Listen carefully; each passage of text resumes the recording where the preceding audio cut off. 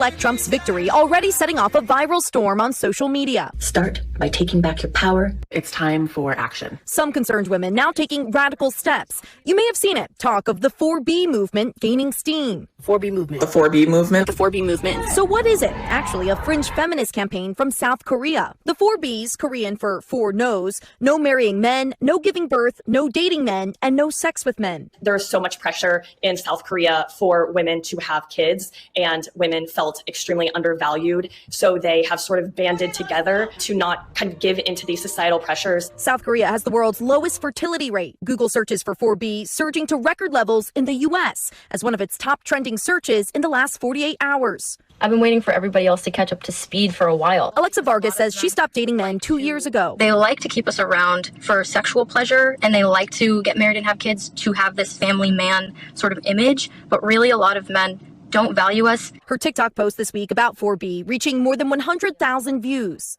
I got hundreds and hundreds of comments on my TikTok talking about how women are wanting to participate in this movement now because of the results of this election, because women don't feel safe in this country. To the men of America, thank you so much, because you have now officially pushed any woman who was ever questioning herself away from you and into my arms. And I am now 100% gay. I wasn't sure before, but now I am positive. So if you're a man, don't look at me, don't touch me, don't speak to me, don't breathe near me, okay? Okay, I'm glad we got that sorted. Hi, yes, in regard to the 4B movement, here's a motion I would like to bring to the people, okay? When men touch us, you know, that unsolicited touch they do when they're trying to get our attention, speak to us, begin to ensnare us in their drama, that is them being a man and wanting something from a woman. Can we start screaming? Can we just scream from there and be like, ah? You guys feel spicy? Because I do. No matter how loud, how kind, respectful, how cute, men will still fucking hate you. Why are you talking about bringing that 4B movement right here to the United States? Operation 4B. Refuse to date men, get married, have sex with them, or children. All I have to say is good luck getting laid. I'm Kara. I had my tubes taken out last week. This is one. Kara Niels, 25 years old, opted 6 months ago to be sterilized. Danny Marietti, also 25, had a picnic to celebrate her sterilization last July, complete with commemorative cookies. Mariah Marsh also had her tubes removed as a 28th birthday present to herself in January. All three have known for a long time that they don't want children, and after Roe v. Wade was overturned last year, they got sterilized. And I knew that the only way I could really protect myself is to go ahead and get the surgery. Mariah, an admissions officer at Indiana University, has a neuromuscular disease that can make pregnancy risky.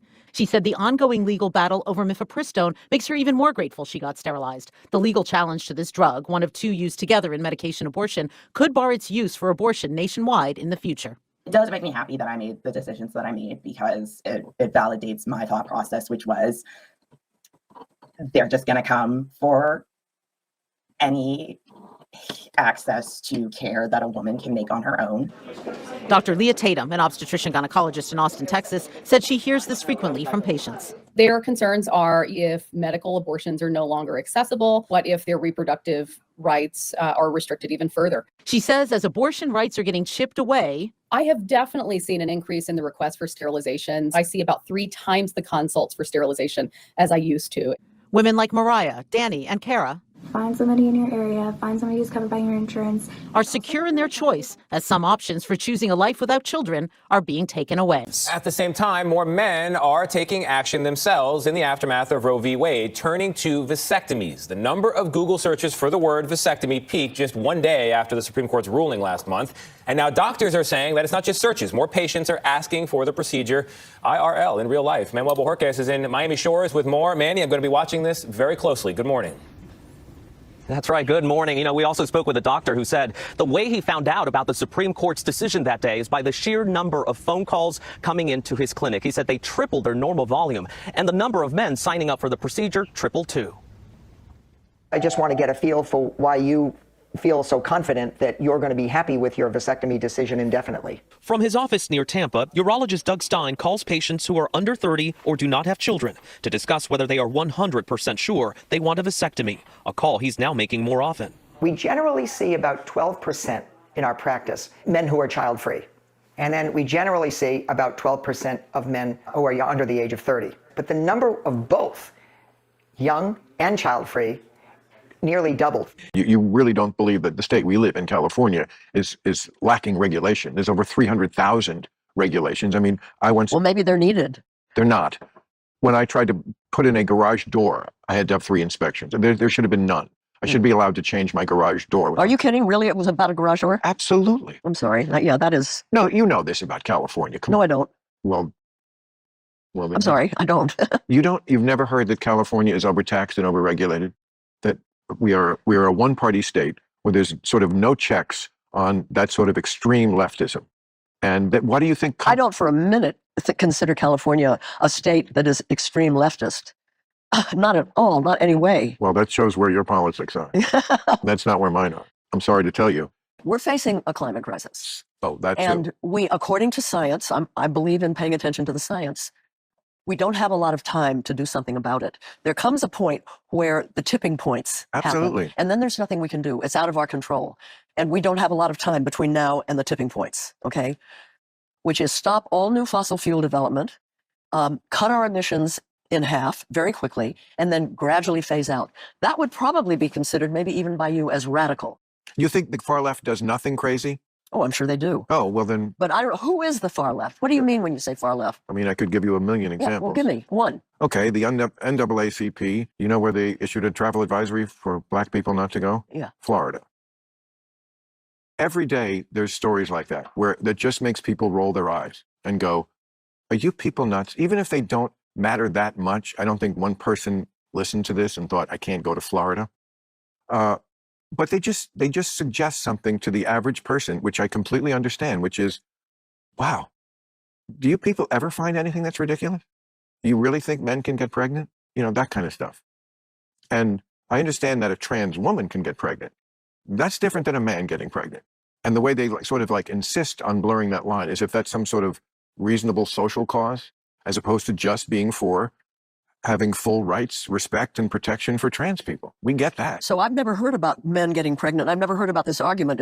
It must be some part of what you call the far left that is so minuscule that I, who am... No, Jane, what? It's not minuscule, and I'm sorry, you can't throw this back on us. I assume it's because you are locked into media that just never wants anyone in their audience to know anything sketchy about the blue team. My question always is, we tried people should be better. And they're like, fuck you. And that's just Americans. What about the Chinese and the Indians who that's most of the planet. And for years, they didn't have cars and air conditioning because they were poor. But they've been lifted out of poverty by the hundreds of millions. And now they want cars and air conditioning. Mm-hmm. Are you going to tell them, rich white lady, sorry, we used up all the air. And now you can't have these things. They're going to go, fuck that. You guys enjoyed it and we're going to have it now. What we do is the simplest and the least expensive thing, which is we bring solar to them. You know, the powers that be want to bring nuclear, which is a disastrous. You made a movie about it. Yeah, it's a terrible idea, and it certainly won't solve the climate crisis. It takes at least 10 to 20 years to build a reactor. No, we bring them inexpensive, locally controlled solar energy and electric cars. We haven't lived up to our promises of giving them money, and we need to give the Global South money so they can do these things. They don't have to go through the same. Again, people are going to give. Even liberals when they're polled about this, and even when they say agreeing with us that this is a crisis, and then the next question is, and what would you pay in a year to address this crisis? And the answer is like $10 or maybe $100, not close to the money we're talking about. I mean, but we have to get in a government that will give the money that we're talking about. Well, you have to vote. We have to make sure that that part of the world that needs development like we've had, we have to offer them the new way of developing. You don't have to go right through. It's like there are countries that left over feudalism. They don't have to go through fossil fuels to get to a sustainable energy source. But I mean, darling, this would have to be passed by Congress. We can't transfer trillions of dollars, especially to other nations, by fiat, unless we become a dictatorship. That's why voting is so important. We have to elect people who understand, be they Republicans or Democrats, that we're in a crisis, and we have to do everything we can, and we have to say what. But I'm telling you, nobody in Congress is going to vote for that, because they would have to answer to their constituents who would be saying, why are you saying that my taxes have to go up 60% Let me tell you to something. India? Listen, that's just going to happen in America. You know that. We, taxpayers, including poor people, out-of-work people all across this country, are giving $20 billion to the fossil fuel industry every year. Think what that money could do. $20 billion could go to Africa, South America, the places that want to develop and solve their problems. We're paying for that. The people that are killing us are getting our money to do it. So we stop that, stop the subsidies, and put it to helping the rest of the world. You know what I mean? I'm not opposed to your plan. I'm just saying it's not a plan that will ever get passed. So why obsess about it?